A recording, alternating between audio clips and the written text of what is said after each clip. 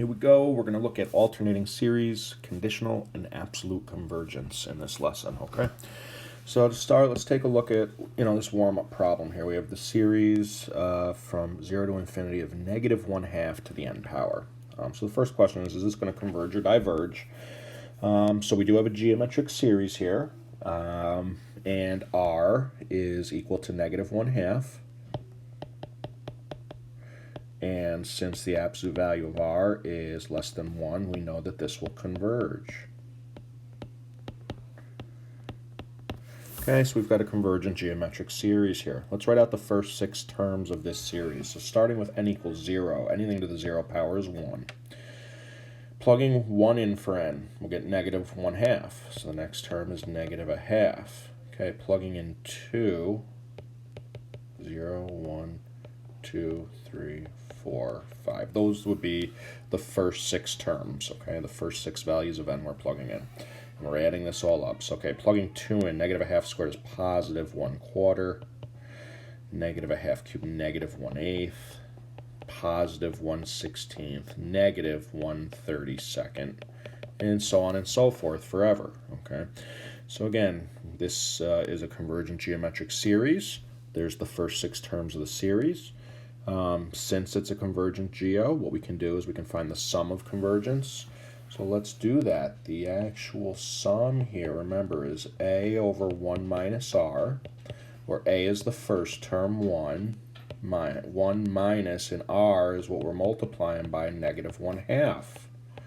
So it looks like we have 1 over 3/2, or 2/3. So if we kept going with this process, 1 minus 1/2 plus 1/4 minus 1/8, further and further and further we went out with that, the closer and closer and closer that will get to value of 2/3. Okay? All right. What you'll notice is that the terms alternate between positive and negative. We have a +1, a -1/2, a +1/4, so on and so forth. The reason that occurs is because we have a negative number being raised to a power here, right? And that leads us to what's known as an alternating series. And with alternating series, we can do an alternating series test for convergence, okay? So here's what this looks like, okay? Let some sequence a sub n have all positive terms, which sounds a little weird because we're talking about an alternating series, but putting it together now. The alternating series given by the summation, as n goes from 1 to infinity, of -1 to the n times a sub n. So basically, that's our series, and this is the portion, the -1 to the n portion, is what's making it alternate between positive and negative, raising -1 to the power. Okay, so -1 to the n is one thing, and then whatever we're multiplying that by is what we're calling our series a sub n, okay? And then here, the only difference in the second form is that -1 is raised to the n plus 1 power. Again, if I sub 1 in for n in the first series, it comes back negative the first term. If I sub 1 in for n in the second series, the first term comes back positive. So that's the only effect that exponent has, -1 to the n versus -1 to the n plus 1. Okay, it's going to affect whether the first term comes back positive or negative. In any event, okay, if we have an alternating series, something that has a -1 to the n by it, right? This will converge if the following 2 conditions are met. And so this is what we check for. Okay, it'll be easy to see if we have an alternating series because you have like that negative number, that -1 to the n thing going on. Here's what we need to check out. Okay, number 1, does the limit as n approaches infinity of the portion we're calling a sub n approach 0?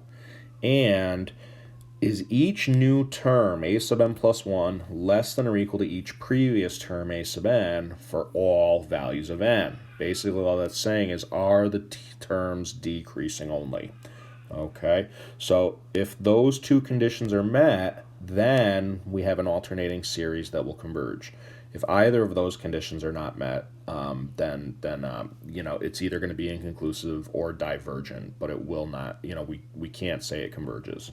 Okay, now if the series converges, okay, again, very few series, whether we can tell if they converge, even if we can tell if they converge, there's very few that we actually know what the sum of convergence is. Geometrics are like a special case, okay? A lot of series aren't going to be geometric, but they'll be alternating. So with an alternating series, we can actually compute the maximum amount of error the first however many terms of our series approximates the actual sum, okay? And what this is down here. It says if the series converges, the error bound, which I'm writing as capital E, is less than or equal to the absolute value of a sub n plus 1. All that that's saying is that the maximum amount of error, the worst off that this approximation for the actual sum is less than or equal to the absolute value of the very next term in the sequence. Okay? Going back up to the warm-up, all right, let me make a number line because we figured out what the actual sum of convergence was.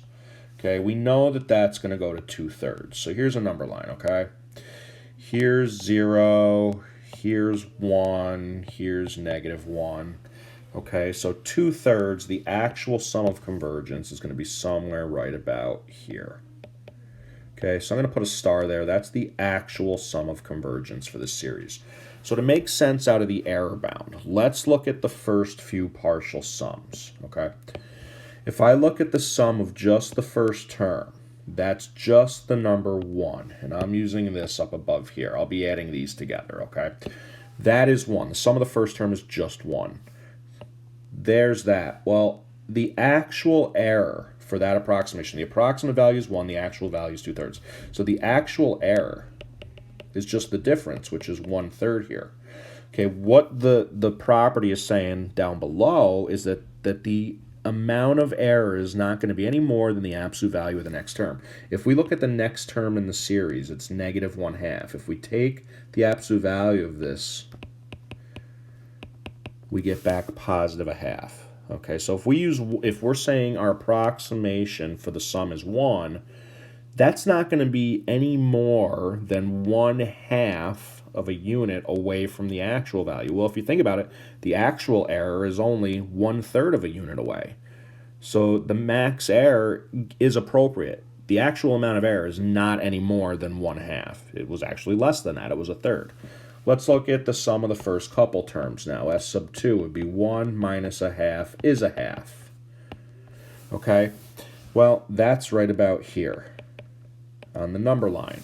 So we could actually compute the actual amount of error. That's just whatever 2/3 minus 1/2 is, and that's going to be 1/6. So the actual error here is 1/6. All right? Well, again, if I take the absolute value of the next term in the series, so if I did first two terms, I look at the third term, that's 1/4. The absolute value of that is 1/4. So what this is saying is that my approximation for the sum, the infinite sum of 1/2, here's my approximate value, that's not going to be any more than 1/4 or 0.25 units away from the actual sum, or you know what I'm saying? This 2/3. Well, look, the error is 1/6, which is again less than this bound given by 1/4. Okay, so this is kind of the idea, is that, you know, if we add the first however many terms together in our series, all right, that approximation to the actual sum is not going to be any further off from the actual sum than the absolute value of the next term in the series. All right, so that's what's going on here. All right, so again, a little tricky to follow, but try to make sense of that, and if you have questions, shoot me an email, okay? So again, if the series converges, the error bound, worst case scenario, the maximum amount that we're off by is less than or equal to the absolute value of the next term in the sequence. Okay? If the real sum is some number s, okay, the actual amount of error is given by that sum minus what I'm calling s sub n, the sum of the first n partial sums, okay, like the first 3 terms, the first 8 terms. All right?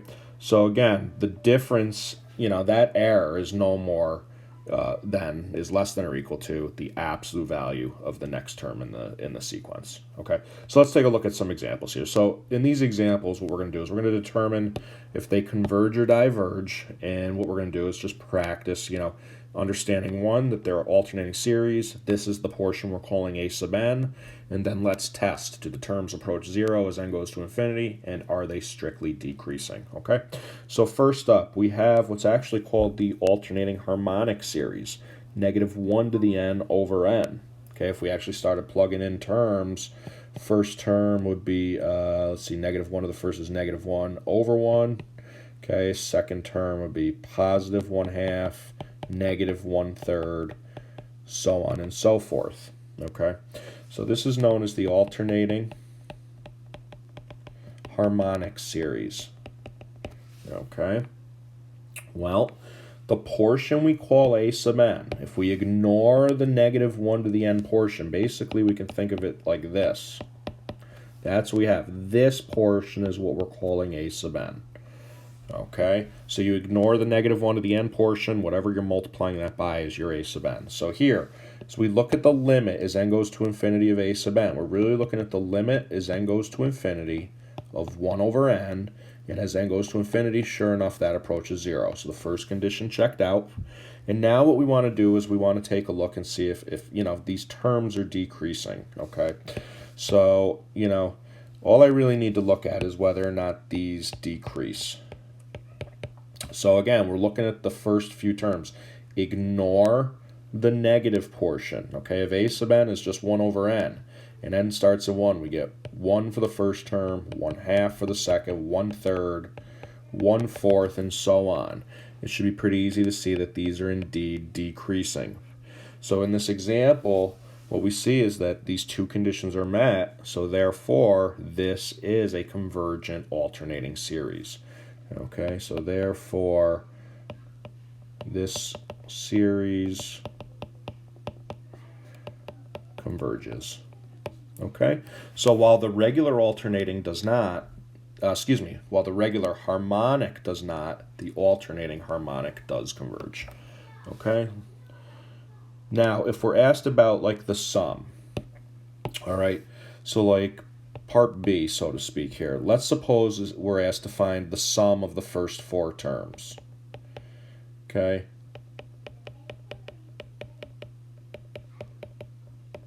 Okay, and don't work too hard for this. I'm just going to punch this in real quick.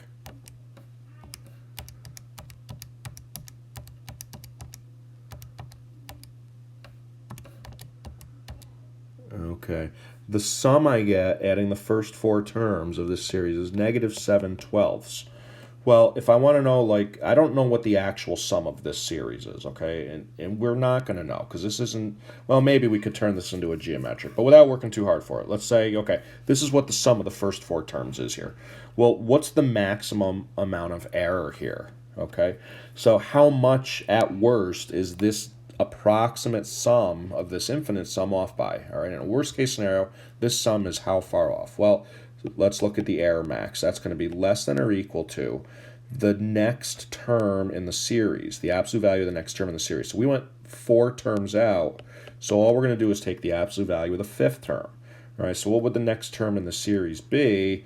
Well, I'm going back up here. Let's see, it looks like it would be negative 1 over 5. So it's going to be less than or equal to the absolute value of negative 1/5. So the maximum amount of error is no more than 1/5 a unit away, or 0.2. Okay, that's the idea with the error bound.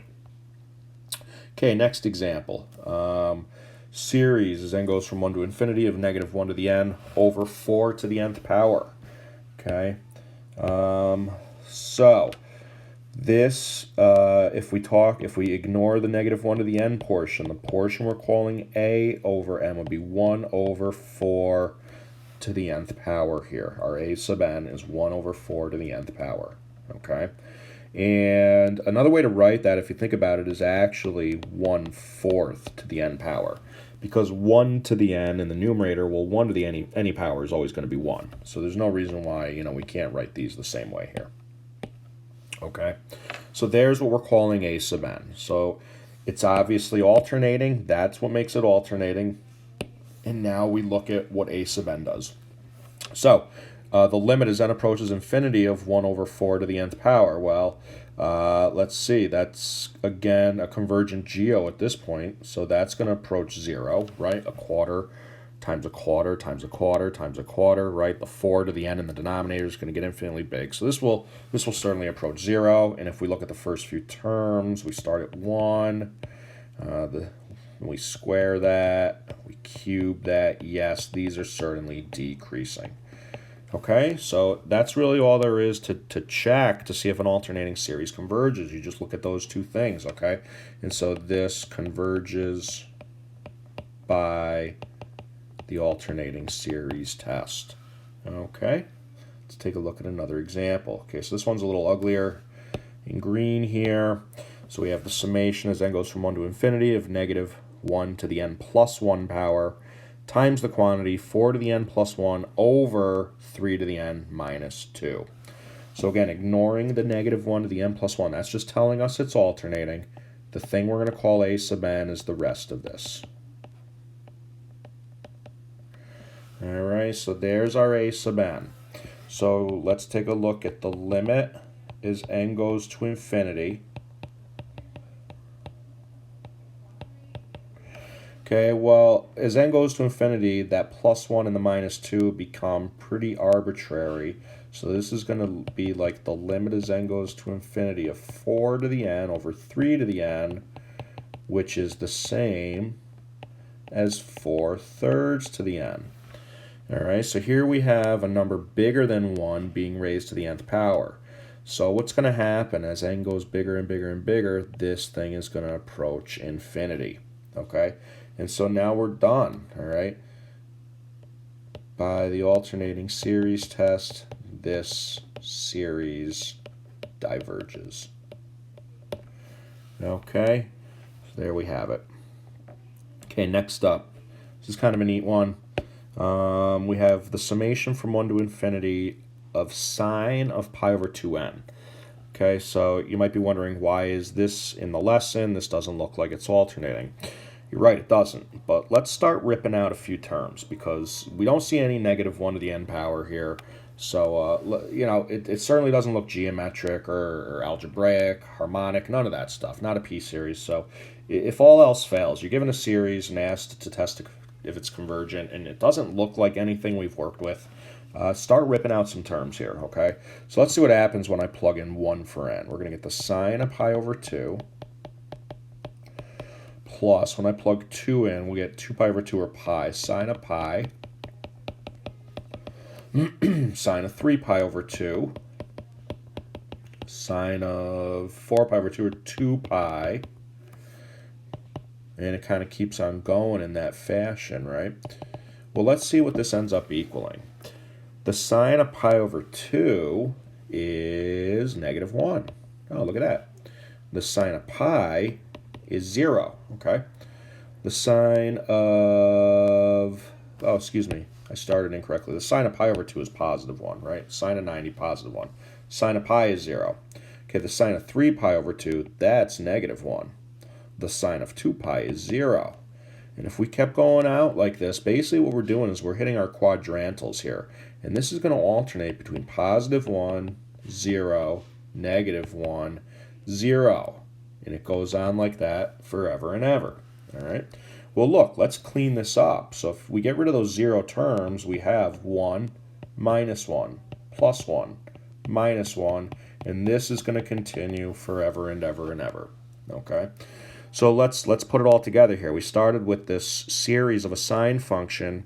We ripped out some terms. We've cleaned it up, right? And now we're left with an alternating series, aren't we?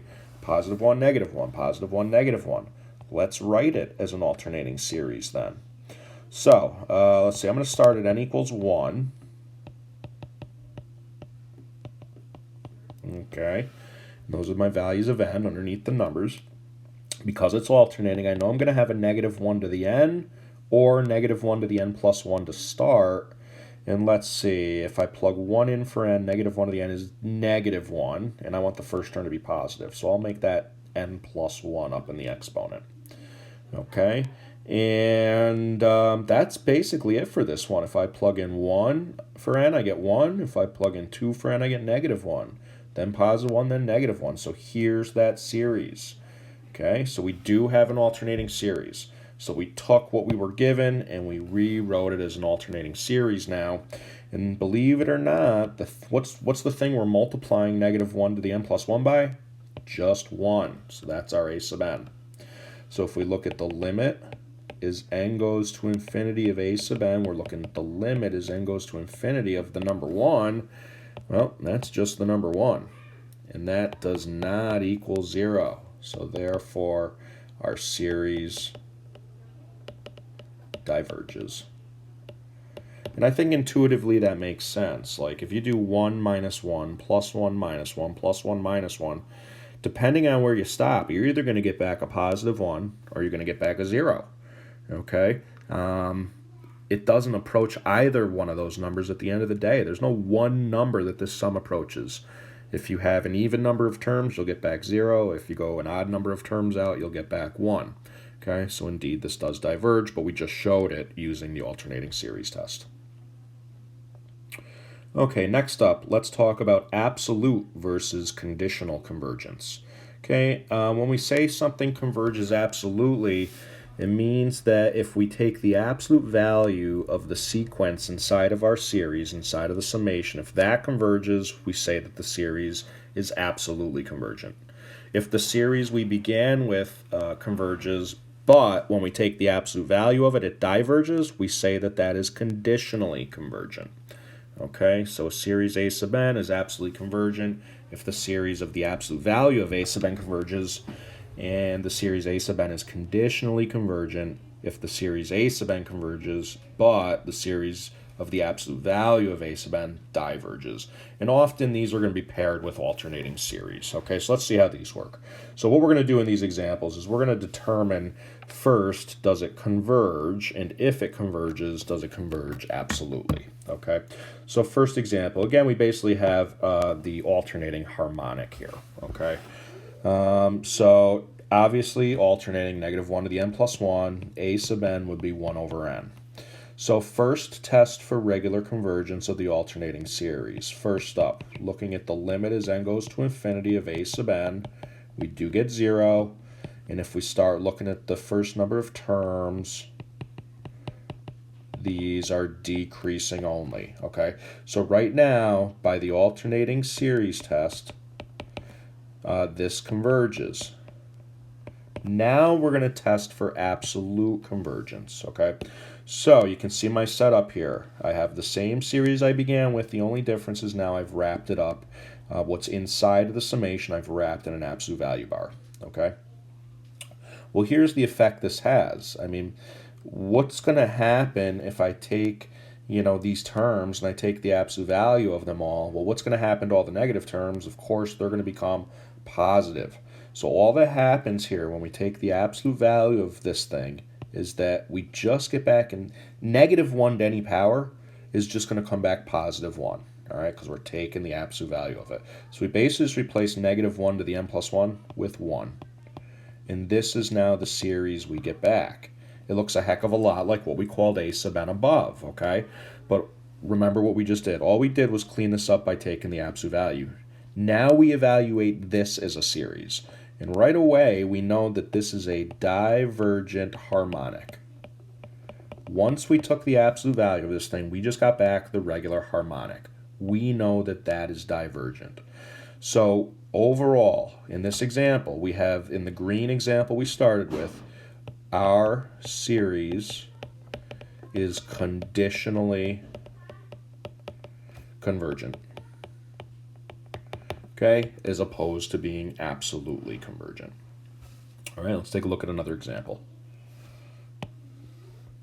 Okay, here we have the series from 1 to infinity of -1 to the n over 3 to the n. Once again, we can tell it's an alternating series, okay?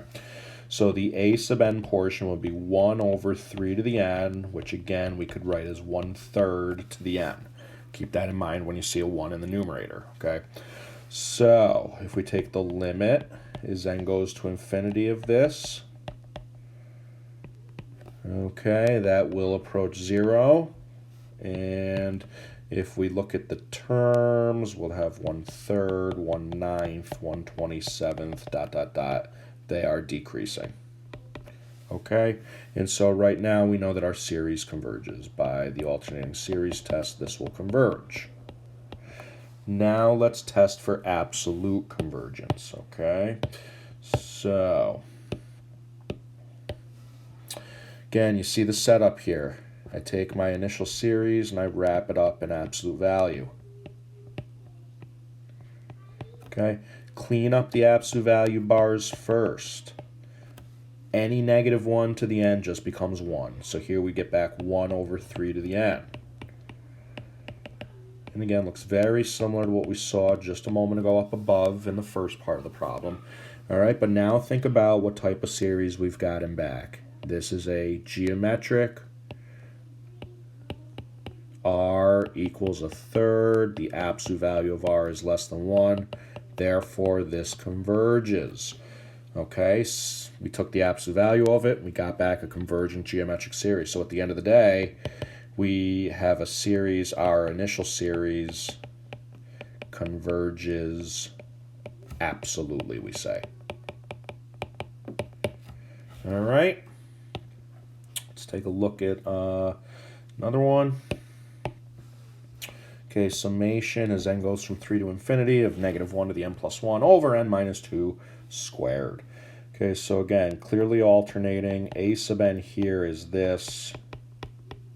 Notice we are starting at n equals 3, okay, in our indexing here. All right, so if we take a look at the limit as n goes to infinity of this, the only n in the denominator is going to make that approach 0. And if we start ripping out the first few terms, let's see, when n is 3, we get 1 over 3 minus 2 is 1. We get 1. When n is 4, we get, let's see, 1 over 2 squared, 1 over 4. And when n is 5, we get 1 over 3 squared, 1 over 9. Okay, so yeah, these look to be decreasing. And so converges by the alternating series test. All right. Now let's check for absolute. Okay. So take our series, take the absolute value of it.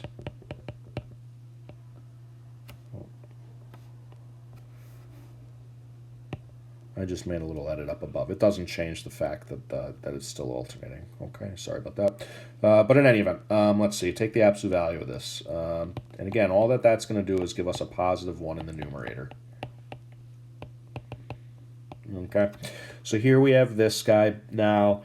And again, 1 over n minus 2 squared, that looks an awful lot like 1 over n squared, which is p series. So let's compare this to the p series, okay? So 1 over n minus 2 squared versus 1 over n squared. Let's see. Our series is going to have a slightly smaller denominator, right, which is actually going to make our series a little bit bigger. So by direct comparison, I think we're inconclusive, right? We know the smaller guy converges, but I can't make the claim about the larger guy. So we'll run this into the limit comparison test. So we'll take the limit as n goes to infinity of ours times the reciprocal of the one we're comparing it to. And we're going to have an n squared on top. We are going to have an n squared down below. This thing will approach 1. And since we got a positive finite number back, this thing converges by the limit comparison test. Okay, so let's wrap it all up here. The original one converged by the alternating series test. When we took the absolute value and ran the limit comparison test, that also converged. So at the end of the day, this converges absolutely again. All right. So again, pause, rewind, watch it a couple times if you need to. Can be a little tricky, a little bit technical. Okay. And let's see here. We already did that. And last example coming up right now with a factorial. Okay. Series from 4 to infinity of negative 1 to the n over quantity 2n minus 1 factorial. Okay, so again, clearly alternating. If we get rid of the negative 1 to the n portion, we're left with 1 over 2n minus 1 factorial. Let's see. So, I made room for all that work right here. I'm just going to rewrite it right there, okay? Let's see, taking the limit of this thing, the limit as n goes to infinity. Well, again, the only n is in the denominator, so the denominator is going to get really large, and that's going to approach 0. If we start ripping out terms here, let's see, for a sub n. If I plug 4 in for n, I get 1 over 8 minus 1 is 7 factorial. Okay, and then if I plug in 5 for n, I get 1 over 10 minus 1 is 9 factorial, then 1 over 11 factorial, so on and so forth. These are definitely decreasing because the denominators are getting larger. Okay, so this will converge by the alternating series test. Let's check for absolute convergence. And again, if it doesn't converge to begin with, you don't test for absolute convergence, okay? It diverges and you're done. If it converges, then we can actually test for absolute, and that's what we're doing here, okay? So taking the absolute value of this thing, we're going to get back 1 over 2n minus 1 factorial. And again, it's just a matter of knowing what to compare these to. Factorials get big really, really quick, okay? So I always compare it to a p-series, and I usually compare it to 1 over n squared. Okay, so let's try that. Again, we know that we have a convergent p-series here. If we can show the terms of 1 over 2 minus 1 factorial are less than or equal to the terms of 1 over n squared, we have a direct comparison. Okay, so let's take a look real quick at some values here of n. We'll look at what 2n minus 1 is. All right, the factorial, and we'll look at what n squared is. And with any luck, we'll see an inequality that's less than or equal to n squared, okay? So we have 4, 5, 6. Let's take a look at these. So let's see. In terms of the factorial, we're going to have 8 minus 1 is 7 factorial versus 4 squared, which is 16, or 4 times 4. I'm going to write these like this. Plugging in 5, we had 9 factorial, and then 11. Okay, it should be pretty clear that, these products for the factorial are going to be a heck of a lot bigger than the products for n squared, which means that the denominators for the factorials are larger than the denominators for the n squared, which means ours is indeed less than or equal to 1 over n squared. So by the direct comparison test, this converges absolutely. All right, folks. So again, play around, practice a little bit, try the homework problems, and reach out to me with questions, and we'll get through this stuff. Take care.